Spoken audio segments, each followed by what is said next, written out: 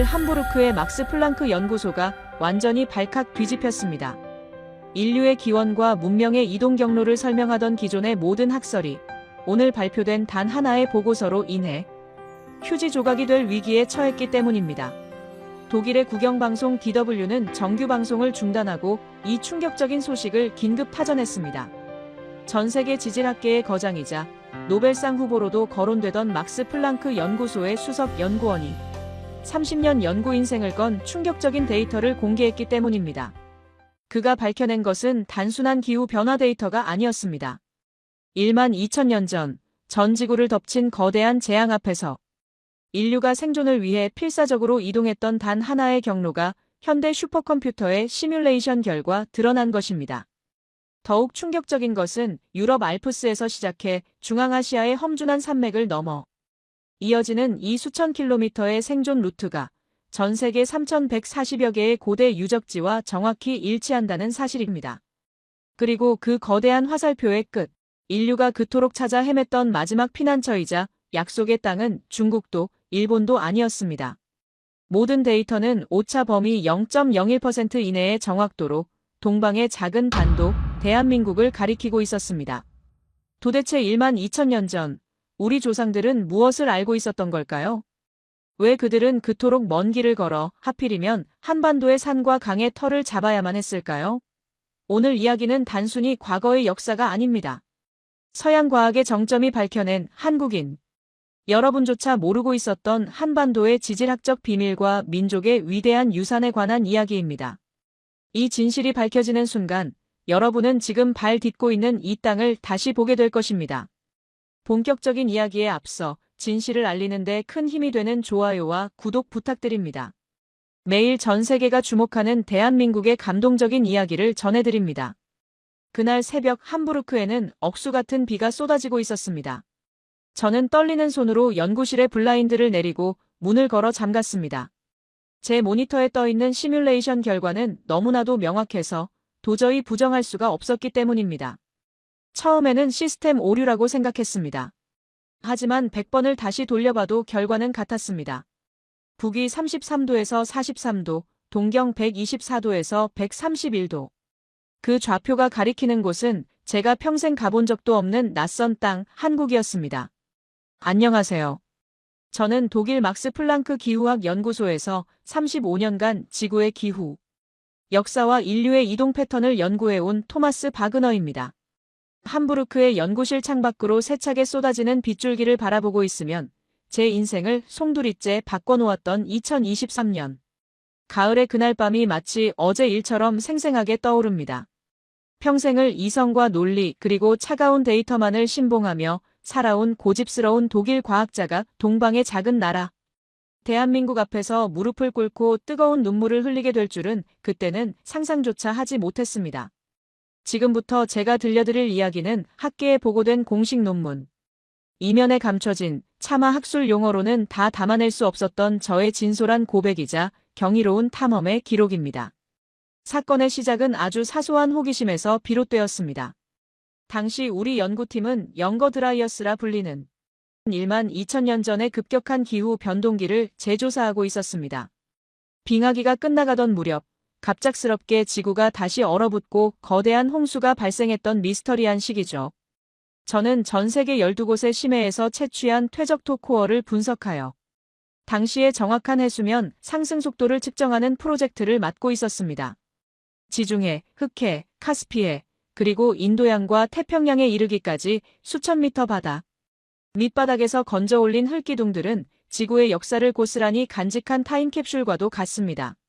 문제의 발단은 흑해에서 채취한 샘플 번호 BS-1204였습니다. 현미경으로 퇴적층을 관찰하던 중 1만 2천년 전 층위에서 기묘한 데이터를 발견했습니다. 통상적인 홍수 퇴적물과는 성분 구성이 완전히 달랐습니다. 마치 누군가 인위적으로 불을 피우고 특정 식물을 태운 듯한 고농도의 탄소 입자와 꽃가루가 섞여 있었던 것입니다.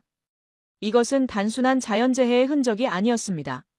거대한 재난을 피해 집단으로 이동하던 인류의 흔적이 고스란히 퇴적층에 갇힌 것이었죠. 저는 즉시 다른 지역의 샘플들도 다시 분석하기 시작했습니다. 지중해의 샘플, 카스피해의 샘플, 그리고 인도양의 샘플까지. 놀랍게도 전 세계의 데이터가 하나의 흐름을 보여주고 있었습니다. 서쪽에서 동쪽으로 거대한 물의 장벽을 피해 인류가 필사적으로 이동한 흔적이 파노라마처럼 펼쳐졌습니다. 저는 흥분을 감추지 못하고 슈퍼컴퓨터 가이아에 접속했습니다. 그리고 제가 개발한 인류 최후의 피난처 알고리즘을 가동했습니다. 이 알고리즘은 고대 지형, 식수원, 그리고 지구 자기장의 변화를 종합하여 대홍수와 같은 전 지구적 재난 시기에 인간이 생존할 확률이 가장 높은 지역을 예측하는 프로그램이었습니다. 만약 1만 2천년 전에 인류가 살기를 찾아 움직였다면 그들은 어디로 향했을까? 이것이 제가 던진 질문이었습니다. 화면 위로 수백만 개의 가상 입자가 움직이기 시작했습니다. 유럽에서, 중동에서, 중앙아시아에서 출발한 입자들은 거대한 산맥을 넘고 강을 건너 끊임없이 동쪽으로 흘러갔습니다. 모니터를 바라보던 제 눈이 휘둥그레졌습니다. 시뮬레이션 결과는 충격적이었습니다. 모든 생존의 화살표가 유라시아 대륙의 끝, 거대한 대륙과 해양이 만나는 지점에 집중되고 있었습니다. 중국의 광활한 중원도 아니었고 일본의 열도도 아니었습니다. 그곳은 바로 산과 강이 태극 문양처럼 휘감아 흐르는 땅 한반도였습니다. 컴퓨터 화면에는 붉은 점들이 한반도 전역, 특히 남부지방과 산악지대에 빼곡하게 모여들고 있었습니다. 데이터가 가리키는 생존 확률은 무려 98.7%. 지구상 그 어느 곳보다도 압도적으로 높은 수치였습니다. 말도 안 돼. 왜 하필 한국이지? 저도 모르게 중얼거렸습니다. 솔직히 말씀드리자면 그때까지 저에게 한국은 그저 삼성과 현대, 그리고 분단국가라는 이미지 정도로만 각인된 나라였습니다. 그런데 인류 문명의 시원을 찾는 이 거대한 프로젝트의 종착지가 한국이라니 도무지 납득할 수가 없었습니다. 저는 즉시 연구실의 불을 모두 켜고 데이터를 검증하기 시작했습니다. 오차가 있을 것이라 확신했습니다. 하지만 밤을 꼬박 새워 검토해도 변수를 바꿔 수십 번 시뮬레이션을 다시 돌려봐도 결과는 변하지 않았습니다. 1만 2천년 전 지구를 덮친 물의 심판 앞에서 인류를 구원할 방주의 역할을 한 땅은 오직 한반도뿐이라고 과학은 냉정하게 말하고 있었습니다. 다음 날 아침, 저는 동료이자 고고학자인 한스 슐러 박사를 호출했습니다. 그는 평소 회의적인 시각을 가진 것으로 유명한 까다로운 학자였습니다. 제가 내민 데이터를 본 한스의 표정이 점점 굳어졌습니다. 그는 안경을 고쳤으며 한참 동안 침묵을 지키더니 떨리는 목소리로 입을 열었습니다. 토마스, 자네 혹시 고인돌 분포도를 본 적 있나? 고인돌? 갑자기 그건 왜 묻나? 전 세계 고인돌의 40% 이상이 한반도에 집중되어 있다는 사실 말일세. 학계에서는 미스터리라고만 치부해왔지. 좁은 땅덩어리에 왜 그렇게 많은 거석들이 모여 있는지 아무도 설명하지 못했어. 하지만 자네의 이 데이터. 이것과 겹쳐보면 이야기가 달라져.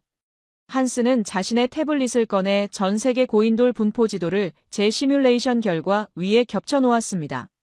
순간 저는 온몸에 소름이 돋았습니다.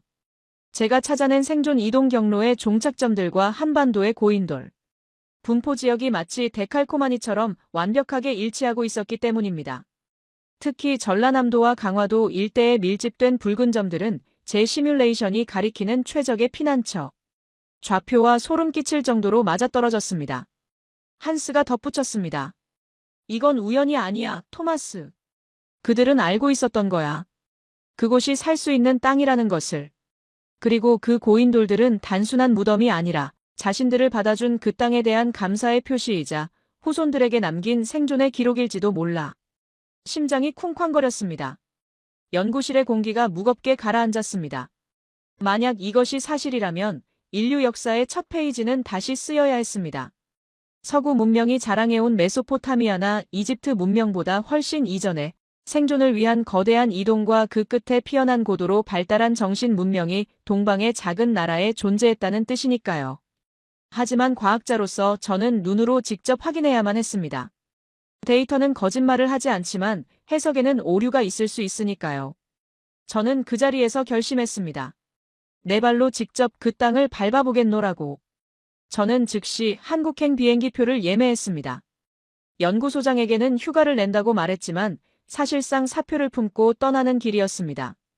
제 35년 연구 인생의 모든 것을 건 도박이었습니다. 짐을 싸면서도 끊임없이 의구심이 들었습니다. 과연 그곳에 내가 찾는 답이 있을까? 1만 2천년의 세월을 뛰어넘어 나에게 말을 걸어줄 증거가 정말 대한민국에 남아있을까? 인천공항에 도착했을 때 한국의 가을 하늘은 눈이 시리도록 푸르렀습니다. 하지만 저는 감상에 젖을 시간이 없었습니다. 저는 렌터카를 빌려 내비게이션에 첫 번째 목적지의 좌표를 입력했습니다. 그곳은 일반적인 관광지가 아니었습니다. 제 알고리즘이 에너지의 핵이라고 지목한 곳, 그리고 한스 박사가 보여준 지도에서 가장 미스터리한 고인돌이 있다는 곳. 바로 전라남도 화순의 산속 깊은 곳이었습니다. 낯선 이국 땅, 도로 표지판의 한글은 암호처럼 보였지만 제 손에 들린 GPS 수신기는 맹렬하게 반응하고 있었습니다. 목적지에 가까워질수록 수신기의 자기장 수치가 요동치기 시작했습니다.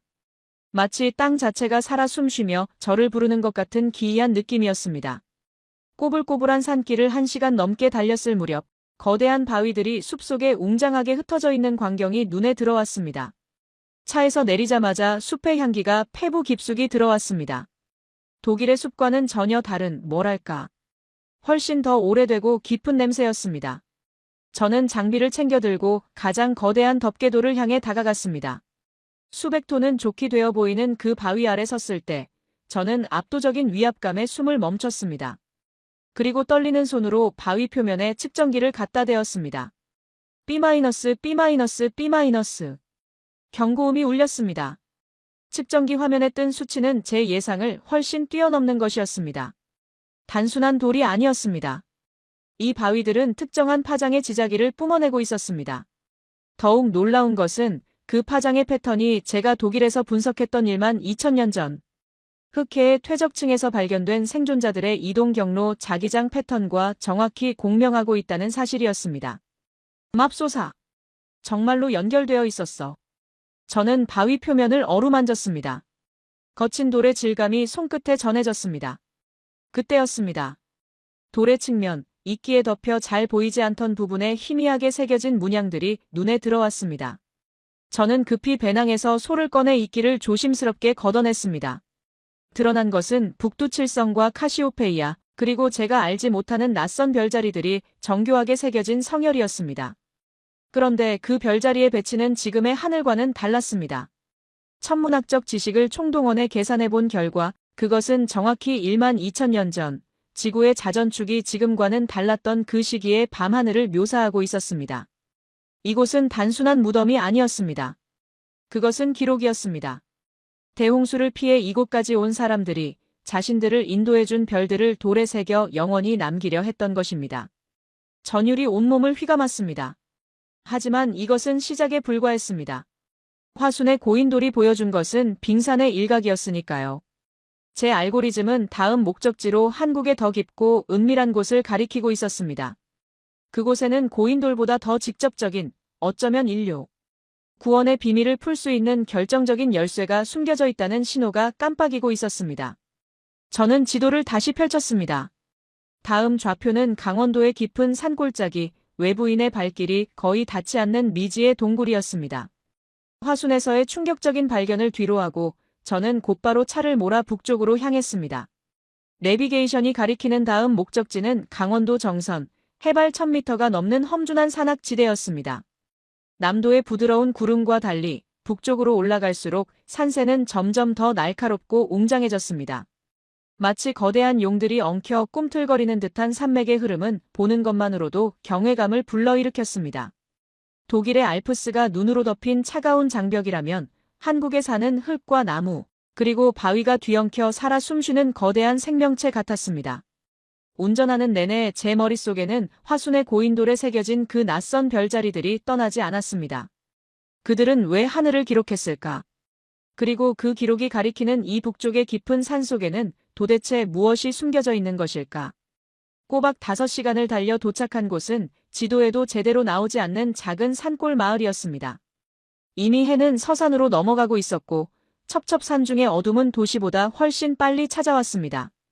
차에서 내리자마자 느낀 것은 살을 애는 듯한 차가운 공기였습니다. 10월의 날씨라고는 믿기지 않을 만큼 서늘한 바람이 불어왔는데 그것은 단순한 바람이 아니라 산이 내뿜는 거친 숨결처럼 느껴졌습니다. 마을 입구에는 한 노인이 마당에서 약초를 다듬고 있었습니다. 깊게 패인 주름과 굳은 살 박인 손, 마치 이 산의 일부인 것처럼 보이는 분이었습니다. 저는 서툰 한국어로 인사를 건네며 스마트폰의 번역기를 통해 제가 이곳에 온 이유, 그리고 산속 깊은 곳에 있다는 동굴의 위치를 물었습니다. 처음엔 경계하는 눈빛이었던 노인은 제가 화순에서 찍은 별자리, 사진과 독일에서 가져온 1만 2천년 전의 지도를 보여주자 눈빛이 변했습니다. 그는 잠시 하늘을 올려다보더니 낮은 목소리로 말했습니다. 하늘 골짜기를 찾는 게로군. 거긴 함부로 들어가는 곳이 아닌데. 하지만 저의 간절한 눈빛을 읽었는지 노인은 지팡이를 짚고 앞장을 섰습니다. 우리는 랜턴 불빛 하나에 의지해 가파른 산길을 오르기 시작했습니다. 길이라기보다는 짐승들이나 다닐 법한 좁은 흔적에 가까웠습니다. 숨이 턱끝까지 차오르고 허벅지가 터질 듯 아파왔지만 노인의 걸음은 거침이 없었습니다. 1시간쯤 올랐을까 거대한 절벽 아래 사람 하나가 겨우 들어갈 수 있을 만한 좁은 틈이 나타났습니다. 노인은 멈춰서서 저를 돌아보며 말했습니다. 여기부터는 자네 혼자 들어가야 해. 우리 조상들이 숨구멍이라 불렀던 곳이야. 큰 물이 닥쳤을 때 세상의 모든 생명을 품어 안았다는 전설이 있는 곳이지. 심장이 미친 듯이 뛰었습니다. 숨구멍. 제 알고리즘이 예측한 피난처라는 단어와 소름 끼칠 정도로 일치하는 표현이었습니다. 저는 노인에게 깊이 고개를 숙여 감사를 표하고 장비를 챙겨 그 좁은 어둠 속으로 몸을 밀어 넣었습니다. 동굴 안은 예상보다 훨씬 넓고 깊었습니다. 그리고 이상할 정도로 따뜻했습니다. 바깥의 차가운 공기와는 달리 동굴 내부는 마치 난방을 한 것처럼 훈훈한 온기가 감돌고 있었습니다. 지질학적으로 설명하기 힘든 이 기이한 현상에 저는 본능적으로 배낭에서 온도계와 가스 분석기를 꺼냈습니다. 그리고 수치를 확인한 순간 제 눈을 의심했습니다. 동굴 내부의 온도는 섭씨 18도, 습도는 45%. 인간이 생존하기에 가장 완벽한 환경이 자연적으로 유지되고 있었습니다. 더 놀라운 것은 공기의 흐름이었습니다. 동굴 깊은 곳에서부터 미세하지만 끊임없는 바람이 불어오고 있었는데 이것은 단순한 대류 현상이 아니라 마치 거대한 환기 시스템이 작동하는 것 같았습니다. 저는 헤드랜턴의 불빛을 조절하며 동굴 벽면을 훑어보며 더 깊이 들어갔습니다. 종유석과 석순들이 기괴한 그림자를 만들어내고 있었지만 제 관심은 바닥의 퇴적층에 쏠려 있었습니다. 제가 찾고 있는 것은 바로 그 시기, 1만 2천년 전 영거 드라이어스기의 흔적이었습니다. 30분을 더 걸어 들어가자 동굴의 형태가 변하기 시작했습니다. 자연적으로 형성된 울퉁불퉁한 바닥이 어느 순간부터 인위적으로 평평하게 다져진 듯한 형태로 바뀌어 있었습니다. 그리고 그곳에서 저는 제 과학자로서의 이성을 마비시키는 광경을 목격했습니다. 동굴의 한쪽 벽면 아래 흙을 파내고 납작한 돌들을 층층이 깔아놓은 구조물이 나타났습니다. 처음에는 재단인가 싶었지만 가까이 다가가 흙먼지를 걷어내자 그 구조의 실체가 드러났습니다. 그것은 돌 밑에 터널 같은 공간을 만들고 그 흐름이 가득한 흔적이 남아있는 바로 난방 시스템이었습니다. 순간 머릿속에 번개 같은 깨달음이 스쳐 지나갔습니다. 한국의 전통 난방 방식인 온돌. 그 원시적인 형태가 제 눈앞에 있었습니다. 하지만 충격적인 것은 그 연대였습니다. 제가 가져온 휴대용 탄소 연대 측정기로 그 흐름층을 스캔하자 모니터에 뜬 숫자는 1만 2천 bp 비포 프레전트. 1만 2천년 전이었습니다. 이것이 무엇을 의미하는지 아십니까? 1만 2천년 전 유럽의 인류는 빙하기의 추위를 피해 동굴 속에서 서로의 체온에 의지해 떨고 있었습니다. 불을 피우면 연기 때문에 질식할 위험이 있어 동굴 깊은 곳에서는 불조차 마음대로 피우지 못했습니다. 그런데 동방의 이 사람들은 돌을 달궈 그 열기를 바닥으로 흐르게 함으로써 연기는 밖으로 빼내고 열기만을 취하는 고도의 기술을 이미 그때 가지고 있었던 것입니다. 이것은 단순한 생존 기술이 아니었습니다. 추위라는 자연의 공포를 기술로 극복해낸 인류 지성사의 쾌거였습니다. 바깥 세상이 영하 30도의 혹한과 대홍수의 공포에 떨고 있을 때 이곳 한반도의 동굴 속에서는 아이들이 따뜻한 돌바닥 위에서 잠들 수 있었던 것입니다. 눈시울이 뜨거워졌습니다. 그을린 돌 위에 손을 얹자 1만 2천년 전 이곳에 살았던 누군가의 온기가 전해져 오는 듯 했습니다. 그들은 단순히 살아남은 것이 아니라 서로를 지키고 보살폈습니다. 차가운 바닥에 가족을 눕히지 않겠다는 그 애틋한 마음이 이 위대한 발명을 가능하게 했을 것입니다. 저는 떨리는 손으로 현장 사진을 찍고 기록을 남겼습니다. 그런데 조사를 마치고 돌아서려는 순간 구들장 틈새에 끼어있는 작은 토기 조각 하나가 제 랜턴 빛을 반사했습니다. 아주 작은 조각이었지만 그것은 제가 이곳에 온 진짜 이유를 증명할 마지막 퍼즐 조각이었습니다. 핀셋으로 조심스럽게 집어든 토기 조각의 표면에는 빗살 무늬가 희미하게 새겨져 있었습니다. 그리고 그 점토 속에는 탄화된 씨앗 하나가 박혀 있었습니다. 저는 배낭에서 휴대용 현미경을 꺼내 그 씨앗을 확대해 보았습니다. 숨이 턱 막혔습니다. 그것은 제가 흑해에 심해 퇴적층에서 발견했던 바로 그 식물의 꽃가루, 아니 그 꽃가루의 모체가 되는 벽시였습니다. 학계에서는 벼농사의 기원을 기원전 8천년경 중국 양쯔강 유역으로 보고 있습니다. 하지만 제 손에 들린 이 탄화된 벽시는 그보다 최소 4천년은 앞선 것이었습니다. 그리고 이 벽시의 유전자는 흑해 연안에서 발견된 야생벼의 흔적과 일치했습니다. 모든 것이 연결되었습니다. 서쪽에서 대홍수를 피해 이동해온 인류는 빈손으로 오지 않았습니다. 그들은 미래를 품고 왔습니다. 춥고 척박한 이동의 길에서 마지막까지 소중하게 지켜온 생명의 씨앗. 그들은 이 동굴 속 따뜻한 구들장 위에서 그 씨앗을 싹 틔우며 다시 찾아올 봄을 기다렸던 것입니다. 이곳은 단순한 피난처가 아니었습니다. 인류 문명을 다시 꽃피우기 위해 마련된 거대한 인큐베이터였습니다. 그리고 그 인큐베이터를 가능하게 했던 것은 한국의 산하가 품고 있는 지질학적 안정성과 온돌이라는 따뜻한 기술이었습니다. 동굴을 빠져나왔을 때는 이미 칠흑 같은 밤이었습니다.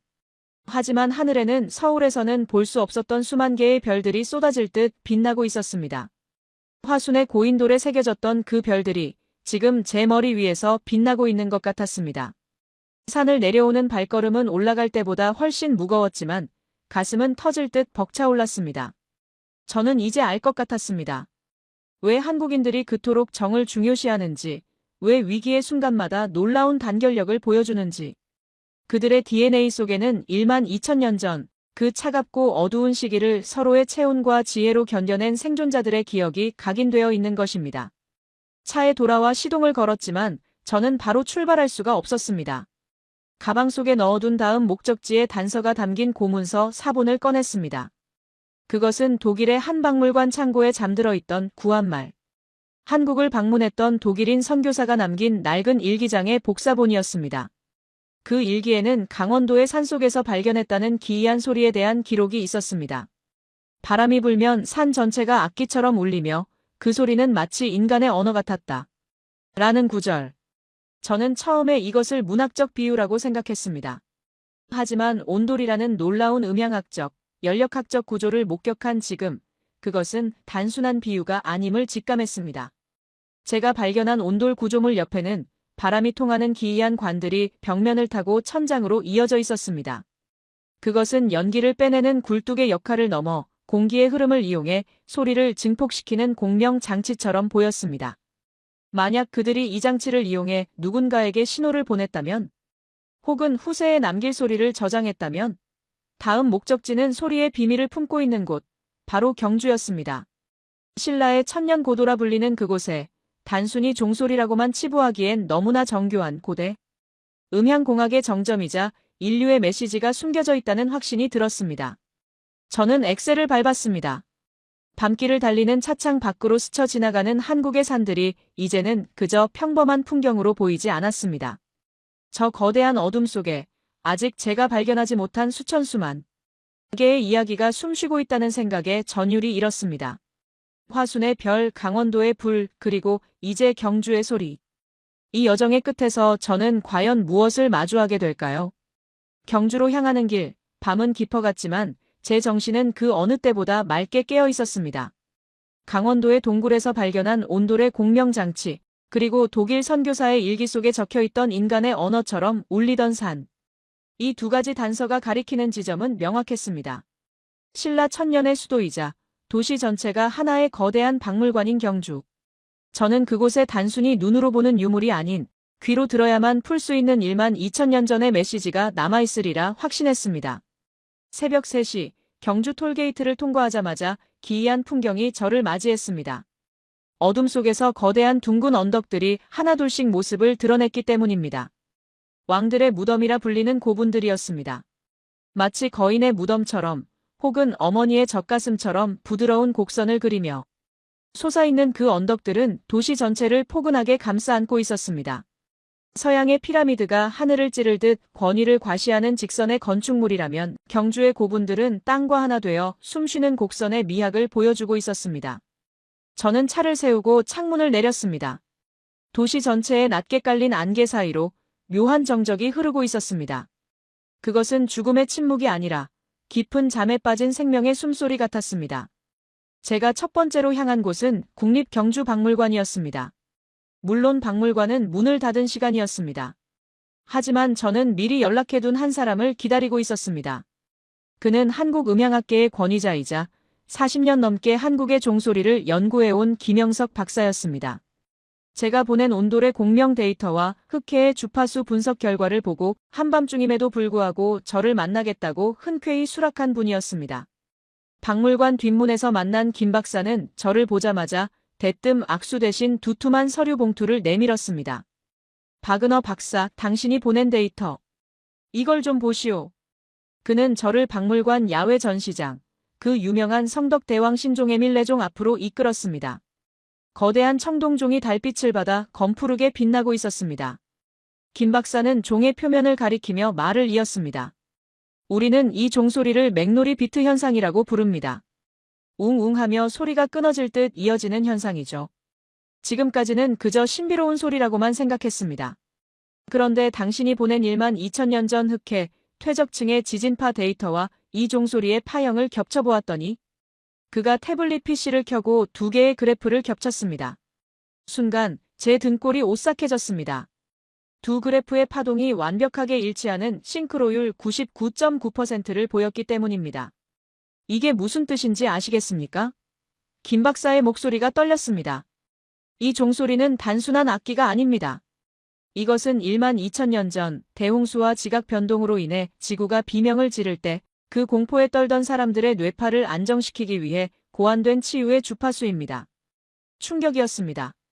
전설에 따르면 에밀레종은 아이를 시주에 넣었다는 슬픈 이야기를 담고 있습니다. 하지만 그것은 은유였습니다.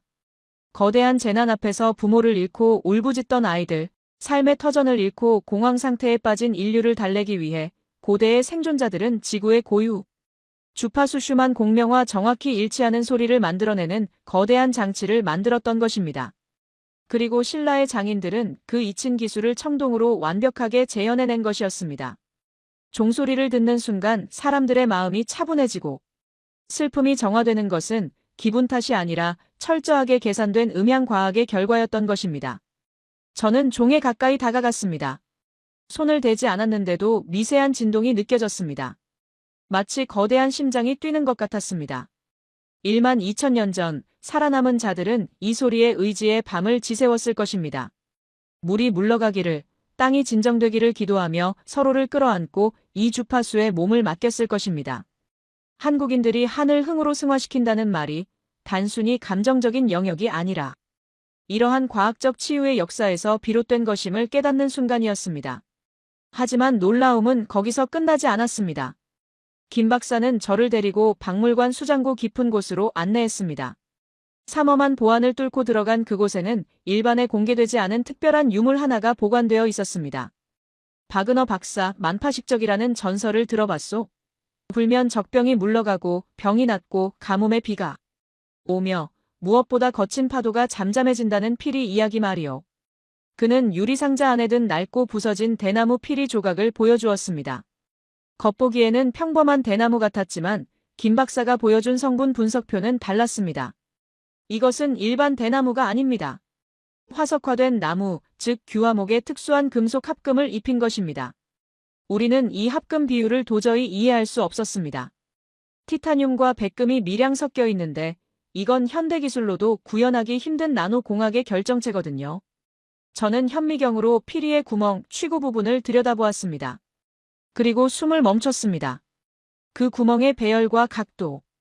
그것은 제가 강원도 동굴에서 보았던 공명장치의 설계도와 정확히 일치했습니다. 이 피리는 마법의 지팡이가 아니었습니다. 특정한 고주파를 발생시켜 물 분자의 결합을 순간적으로 교란하거나 인간의 청각신경을 자극해 집단적인 최면 안정 효과를 주는 휴대용 음향 제어 장치였던 것입니다.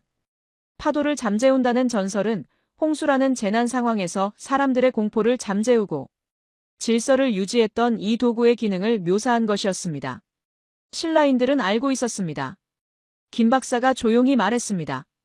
자신들의 조상이 물을 피해 이 땅에 왔고 소리를 통해 구원받았다는 것을요. 그래서 그들은 종을 만들고 피리를 불며 그 기억을 지켜온 겁니다. 수장고를 나오며 저는 밤하늘을 올려다보았습니다.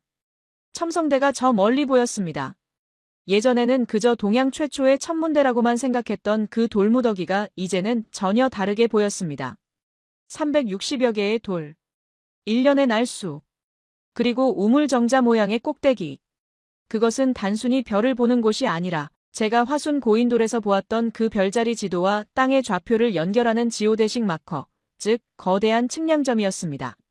하늘의 시간과 땅의 공간을 일치시켜 언제 다시 올지 모르는 재난을 대비하고 생존의 최적기를 계산하던 고대 과학의 정수.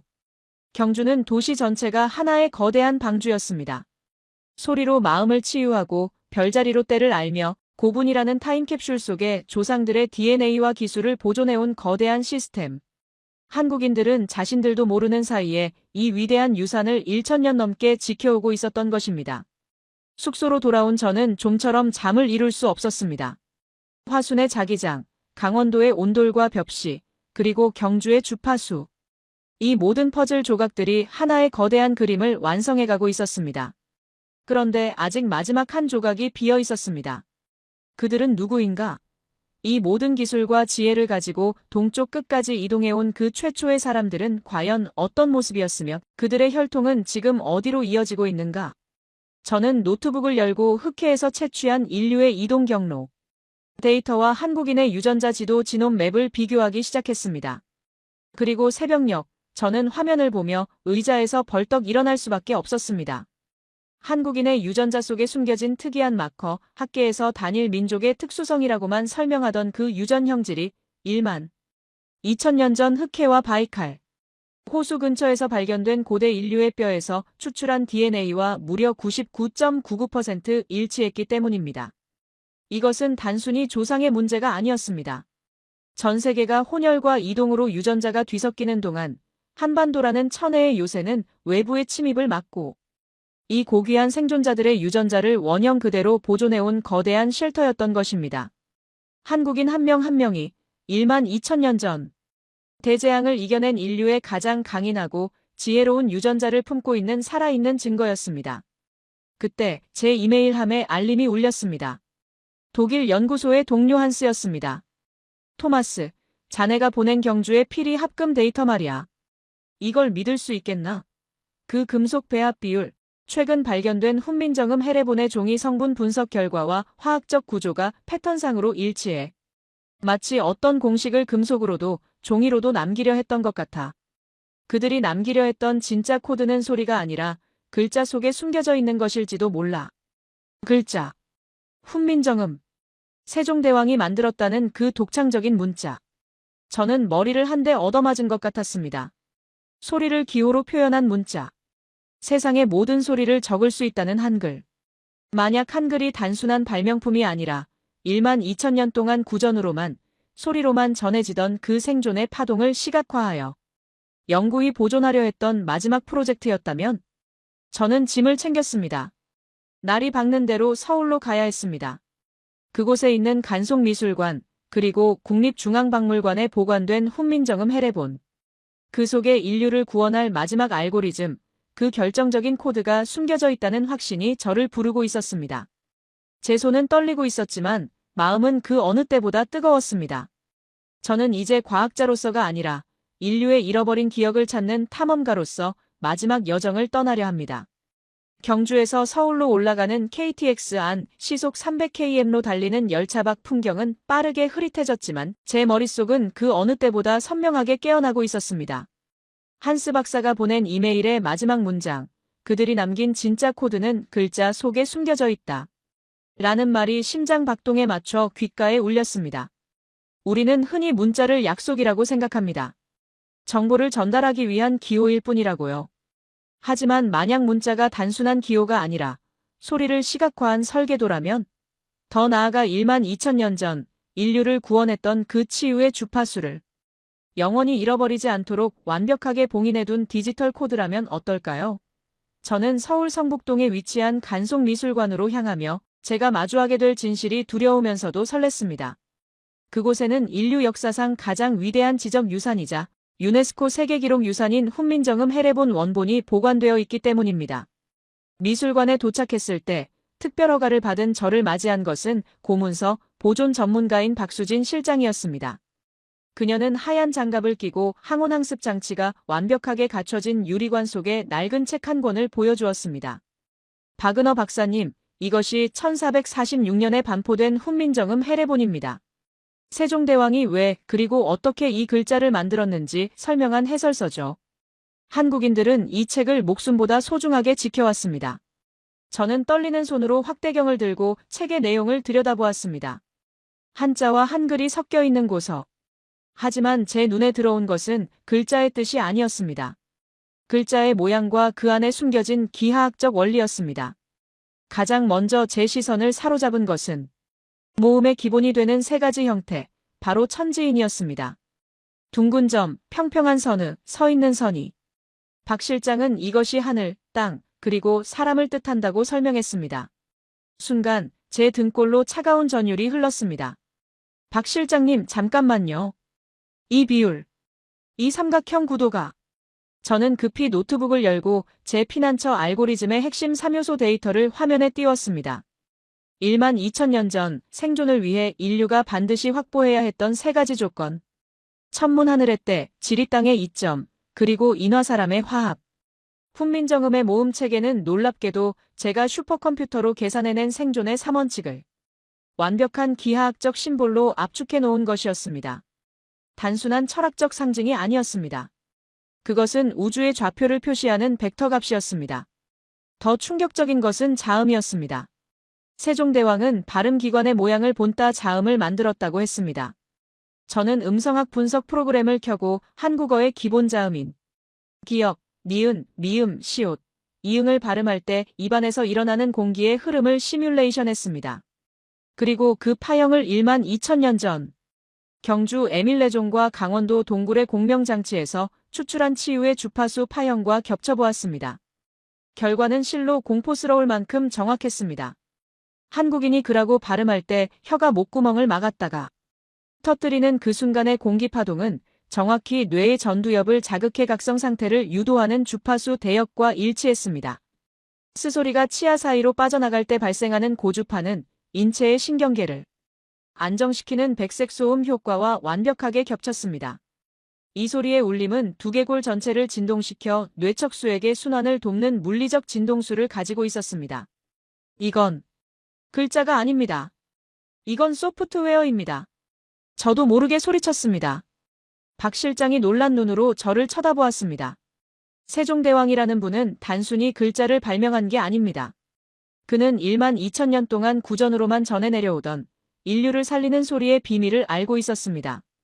그 소리가 변형되거나 잊히지 않도록 소리의 파형 그 자체를 기호로 고정시킨 겁니다. 즉, 한글을 읽고 말하는 것만으로도 한국인들은 매일매일 뇌와 신체를 치유하는 음파 샤워를 하고 있었던 셈입니다. 제 주장은 과학적으로 너무나 명확했습니다. 전 세계 어떤 문자도 발음기관의 모양과 소리의 물리적 특성을 기호의 모양과 일치시킨 사례는 없습니다. 알파벳, 한자, 그것들은 소리와 모양이 전혀 관계없는 약속일 뿐입니다. 하지만 한글은 달랐습니다. 한글은 소리의 설계도이자 발음하는 순간 인체 내부의 에너지를 가장 효율적으로 순환시키는 생체 공학적 코드였습니다. 저는 흥분을 가라앉히고 헤레본의 서문을 다시 읽어달라고 부탁했습니다. 박 실장이 천천히 낭독했습니다. 나란 말씀이 둥귀게 달아. 우리나라 말이 중국과 달라. 어린 백성이 이르고저 홀배이셔도 어리석은 백성이 말하고자 하는 바가 있어도 내 일할 위하여 어여삐 너겨. 내 일을 위하여 가엾게 여겨. 그 순간 저는 눈물을 쏟고 말았습니다. 30년 과학자의 이성이 무너져 내렸습니다. 서양의 역사에서 왕이나 지배자는 지식을 독점함으로써 권력을 유지했습니다. 라틴어 성경을 일반인이 읽지 못하게 했고 암호를 만들어 정보를 통제했습니다. 그런데 이 조선의 왕은 세종은 정반대였습니다. 그는 자신이 깨달은 이 우주의 비밀 소리의 힘, 생존의 코드를 모든 백성에게, 심지어 여자와 아이들에게까지 무료로 배포한 것입니다. 모든 사람이 이 소리의 힘을 이용하여 병을 이기고 지혜를 얻고 서로 소통하여 살아남으라. 이것은 군주의 통치 행위가 아니었습니다. 그것은 대홍수 이후 인류를 이끌어온 리더가 보여줄 수 있는 가장 위대하고 숭고한 사랑의 결정체였습니다. 한스에게서 다시 전화가 왔습니다. 그는 제가 보낸 한글의 파형 분석 데이터를 보고 있었습니다. 토마스, 자네가 보낸 파일 말이야. 믿기지 않겠지만 이 한글 잠호 24개를 조합해서 만들 수 있는 소리의 개수가 몇 개인지 아나? 글쎄, 몇 천 개쯤 되나? 아니, 이론상 1만 1172개야. 그리고 이건 현재 지구상에 존재하는 거의 모든 자연의 소리, 바람소리, 물소리, 새소리까지도 적을 수 있다는 뜻이야. 더 놀라운 건 뭔지 알아? 이 1만 1172개의 소리 조합 패턴이 인간 DNA의 4가지 염기 서열이 만들어내는 조합의 수학적 패턴과 프랙탈 구조로 일치한다는 거야. 전화기를 든 손이 떨렸습니다. 한글은 인간의 DNA를 소리로 변환한 코드였습니다. 세종대왕은 인간의 생체 리듬과 가장 완벽하게 공명하는 문자를 만들어 한국인이라는 존재 자체가 걸어다니는 생명의 방주가 되도록 설계한 것입니다. 그때 박물관 밖으로 나오자 광화문 광장 쪽에서 웅장한 함성이 들려왔습니다. 무슨 축제가 있는 모양이었습니다. 수만 명의 사람들이 모여 무언가를 외치고 있었습니다. 저는 그 소리에 귀를 기울였습니다. 대한민국. 짝짝짝짝짝. 그 단순한 구호. 하지만 제 귀에는 그것이 예사롭게 들리지 않았습니다. 때, 땅을 울리는 파동. 하늘을 여는 열림의 소리. 사람을 감싸는 부드러운 진동. 기운을 모으는 다침의 완성. 그들은 모르고 있었습니다. 자신들이 무심코 외치는 그 응원의 함성이 1만 2000년 전 조상들이 재난을 이겨내며 불렀던 생명의 주문과 같은 파장임을. 그리고 그들이 쓰는 이 위대한 글자가 단순한 의사소통 도구가 아니라 우주의 섭리를 담은 최첨단 과학기술의 정점임을. 저는 택시를 타고 광화문으로 향했습니다. 광장 한복판, 거대한 금동상으로 앉아 계신 세종대왕상 앞에 섰습니다. 수많은 관광객과 시민들이 그 앞을 지나가고 있었습니다. 저는 그 동상을 올려다보며 독일인 과학자로서가 아니라 한 명의 인간으로서 깊은 존경의 묵념을 올렸습니다. 당신은 도대체 누구십니까? 어떻게 15세기에 현대 과학도 다 밝혀내지 못한 파동의 원리를 꿰뚫어 보셨습니까? 당신이 만든 것은 글자가 아니라 미래의 인류를 위한 선물이었군요. 이제 모든 퍼즐이 맞춰졌습니다. 화순의 고인돌은 좌표를, 강원도의 벽시와 온돌은 에너지를, 경주의 유전자는 주체를, 그리고 훈민정음은 이 모든 것을 구동시키는 소프트웨어였습니다. 대한민국은 단순한 나라가 아니었습니다. 이 나라는 1만 2000년 전 지구가 멸망의 위기에 처했을 때 인류의 문명을 보존하기 위해 선택된 거대한 타임캡슐이자 시스템 그 자체였습니다. 하지만 아직 마지막 확인 절차가 남아 있었습니다. 제 가설이 완벽하다면 이 시스템은 과거에만 작동한 것이 아니라 미래에도 작동해야 합니다. 즉, 앞으로 다가올지 모를 또 다른 지구적 위기 앞에서 한국이, 그리고 한국인이 다시 한번 인류의 희망이 될 수 있다는 증거를 찾아야 했습니다. 저는 마지막 목적지를 향해 발걸음을 옮겼습니다. 그곳은 과거의 유적이 아니었습니다. 가장 현대적이고 가장 미래지향적인 곳. 바로 한국이 자랑하는 세계 최고의 기술 기업, 삼성전자의 반도체 공장과 그들이 개발 중인 AI 데이터 센터였습니다. 왜냐고요? 제가 발견한 훈민정음의 이진법적 원리가 오늘날 한국이 반도체와 AI 분야에서 세계를 제패할 수밖에 없는 원천 기술의 뿌리라는 것을 증명해야 했으니까요. 1만 2000년 전의 알고리즘은 멈추지 않았습니다. 그것은 반도체 회로 속에서 다시 살아 숨쉬고 있었습니다. 서울로 돌아오는 길, 저는 마지막 확인을 위해 경기도 평택으로 향했습니다. 그곳에는 인류 문명의 가장 최첨단에 서 있는 거대한 요새, 삼성전자 반도체 캠퍼스가 쉴 새 없이 돌아가고 있었습니다. 1만 2천년 전의 고인돌과 21세기의 반도체. 얼핏 보면 아무런 관련이 없어 보이는 이 두 가지를 연결짓는다는 것이 미친 짓처럼 보일 수도 있습니다. 하지만 저는 확신했습니다.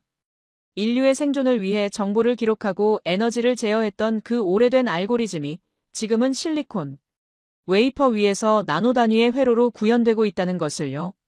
보안 검색을 통과하고 엔지니어를 만나 3D 낸드 플래시 메모리의 구조도를 보았을 때 저는 소름 돋는 기시감에 전율했습니다. 수직으로 데이터를 층층이 쌓아 올리는 이 적층 기술. 이것은 제가 강원도 동굴에서 보았던 구들장의 층위 구조, 그리고 화순 고인돌의 덮개돌이 중력을 분산시키며 쌓여있던 그 역학적 구조와 놀라울 정도로 흡사했습니다. 공간의 효율을 극대화하고 에너지를 영구히 보존하려는 한국인 특유의 공간. 지각 능력은 수천 년의 세월을 뛰어넘어 돌에서 실리콘으로 그 소재만 바뀌었을 뿐 완벽하게 계승되고 있었던 것입니다.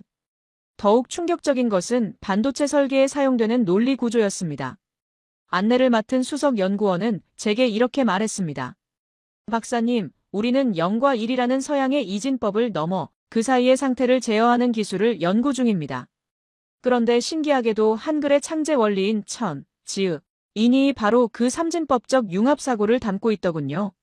순간 제 머릿속에서 모든 것이 폭발하듯 연결되었습니다. 서양의 디지털이 yes or no의 이분법적 사고에 기반한다면 한국의 알고리즘은 하늘, 땅, 그리고 그 사이의 사람이라는 조화의 알고리즘이었습니다. 이것이 바로 한국이 후발주자였음에도 불구하고 디지털 혁명 시대에 가장 빠르게 세계 정상을 차지할 수 있었던 비밀이었습니다. 하지만 이것이 끝이 아니었습니다. 과학자로서의 마지막 퍼즐이 맞춰지자 도저히 이성적으로는 설명할 수 없는 영적인 의문이 저를 강타했습니다. 왜? 도대체 왜 신은 이토록 완벽한 기술과 생존의 코드를 이 작은 땅에 숨겨두셨을까? 그날 밤 호텔방에서 저는 독일의 저명한 신학자이자 제 오랜 친구인 요한 슐츠 교수에게 전화를 걸었습니다. 제가 한국에서 목격한 이 믿기 힘든 생존 알고리즘과 소리의 비밀, 그리고 반도체 속에 숨겨진 빛의 저장 기술에 대해 털어놓았습니다. 제 이야기를 끝까지 듣고 난 슐츠 교수는 한참 동안 침묵하더니 떨리는 목소리로 성경 구절 하나를 읊어주었습니다. 땅끝까지 이르러 내 증인이 되리라. 보라, 내가 새 일을 행하리니 이제 나타낼 것이라. 그리고 그는 제게 충격적인 해석을 덧붙였습니다. 토마스, 자네가 발견한 그 동방의 땅이 성경에서 말하는 땅끝일 가능성에 대해 수많은 신학자가 주목해왔다네. 예루살렘에서 시작된 복음이 서쪽으로 돌고 돌아 마침내 도달하는 동쪽의 끝. 만약 자네의 과학적 데이터가 사실이라면 한국은 단순히 지질학적인 피난처가 아니야. 마지막 시대의 영적 방주, 더 스피리추얼 아크일세. 전화를 끊고 저는 멍하니 창밖을 바라보았습니다. 그때 호텔 정원에 피어있는 꽃 한 송이가 제 눈에 들어왔습니다. 한국의 국화, 무궁화였습니다. 저는 홀린 듯 정원으로 내려갔습니다. 서양에서는 이 꽃을 샤론의 장미 로즈 어브 쉐런이라고 부릅니다. 놀랍게도 찬송가와 성경에서 샤론의 장미는 예수 그리스도를 상징하는 꽃입니다. 순간 거대한 번개가 치는 듯한 깨달음이 왔습니다. 1만 2천년 전 대홍수라는 심판 속에서 노아의 방주가 인류의 육체를 구원했다면 이 한반도는 다가올 미래의 위기 속에서 인류의 정신과 영혼을 구원하기 위해 예비된 두 번째 방주였던 것입니다. 저는 다시 노트북을 열고 방주아크의 히브리어 원어 의미를 찾아보았습니다. 테바. 그 뜻은 단순한 배가 아니라 상자 혹은 말씀을 담은 궤를 의미했습니다. 제가 경주에서 발견한 유전자, 훈민정음 속에 담긴 소리의 코드, 그리고 평택 반도체 공장에서 본 실리콘 칩 속에 저장된 빛의 정보들. 이 모든 것이 결국은 말씀, 인포메이션, 로고스였습니다. 한국인들은 자신들도 모르는 사이에 5천년이 넘는 세월 동안 하늘의 메시지를 담은 거대한 언약궤를 짊어지고 살아온 제사장 민족이었던 것입니다. 생각해 보십시오. 지금 한국의 반도체는 전 세계의 정보를 담아 나릅니다. 한국의 인터넷망은 세계를 하나로 연결합니다. 그리고 한국의 문화인 K컬처는 국경을 넘어 상처받은 전 세계 젊은이들의 마음을 위로하고 있습니다. 성경은 말세의 새 노래로 하나님을 찬양하라고 했습니다. 지금 전 세계가 따라 부르는 한국의 노래들이 어쩌면 그새 노래의 전조는 아닐까요? 아, 하나님, 당신의 계획은 이토록 치밀하셨습니까? 저도 모르게 무릎을 꿇었습니다. 과학자로서 평생을 데이터만 믿고 살아온 제가 이 동방의 작은 나라에서 신의 섭리를 보았습니다. 과거 서양의 선교사들이 한국에 와서 복음을 전했다고 생각했습니다. 하지만 틀렸습니다. 그들은 복음을 전하러 온 것이 아니라 오래전 흩어졌던 형제를 찾아 그들이 보관하고 있던 원형의 믿음을 확인하러 온 것이었습니다. 한국 기독교가 세계 유례 없이 폭발적으로 성장하고 전 세계에서 가장 많은 선교사를 파송하는 나라가 된 것은 우연이 아니었습니다. 그것은 잠들어 있던 방주의 엔진이 켜진 것이었습니다. 이제 저는 확신을 가지고 말할 수 있습니다. 노아의 방주는 아라랏산에 멈췄지만 구원의 역사는 한반도에서 완성될 것입니다. 한국인 여러분, 당신들이 겪어온 그 수많은 고난과 침략, 그리고 전쟁의 아픔. 그것은 단순히 약소국의 비극이 아니었습니다. 그것은 보석을 연단하기 위한 불의 시험이었습니다. 하나님은 가장 귀하게 쓰실 도구를 가장 뜨거운 불 속에서 단련시키십니다. 여러분은 1만 2천년 전의 대홍수를 이겨냈고 근현대사의 피비린내 나는 파도를 넘었습니다. 그 모든 과정은 여러분을 마지막 시대의 리더로 세우기 위한 신의 큰 그림이었습니다. 저는 이제 독일로 돌아갑니다. 제 동료들은 저를 미쳤다고 할지도 모릅니다. 하지만 저는 개의치 않습니다. 저는 보았기 때문입니다. 인류의 시원이 시작된 곳이자 앞으로 다가올 AI와 우주 시대의 인류 문명을 새로운 차원으로 이끌어갈 디지털이자 영적인 방주가 바로 이곳, 대한민국이라는 사실을 말입니다. 제 마지막 보고서의 제목은 이렇게 수정되었습니다. 코리아 인류의 마지막 피난처이자 새로운 시작을 위한 약속의 땅. 이 영상을 보고 계신 당신이 바로 그 방주의 탑승객이자 선장입니다. 지금 당신의 심장 속에 흐르는 피에는 인류를 구원할 거룩한 사명과 과학적 지혜가 동시에 새겨져 있습니다. 부디 그 사명을 잊지 마십시오. 당신들이 쓰고 있는 그 언어가, 당신들이 밟고 있는 그 땅이, 그리고 당신이라는 존재 자체가 인류의 가장 위대한 유산입니다. 마지막으로 훈민정음 헤레본의 마지막 장을 덮으며 제가 느꼈던 그 벅찬 감동을 여러분과 나누고 싶습니다. 세종대왕은 백성을 사랑하여 글자를 만들었지만 그 이면에는 창조주의 숨결을 담고자 했던 간절한 기도가 있었습니다. 하늘의 뜻이 땅에서 이루어지이다. 이 기도가 오늘날 대한민국이라는 기적을 만들었습니다. 감사합니다. 이 위대한 여정에 동참해 주셔서. 여러분의 구독과 좋아요는 단순한 클릭이 아닙니다. 이 복된 소식을 전 세계로 퍼뜨리는 디지털 시대의 전도입니다.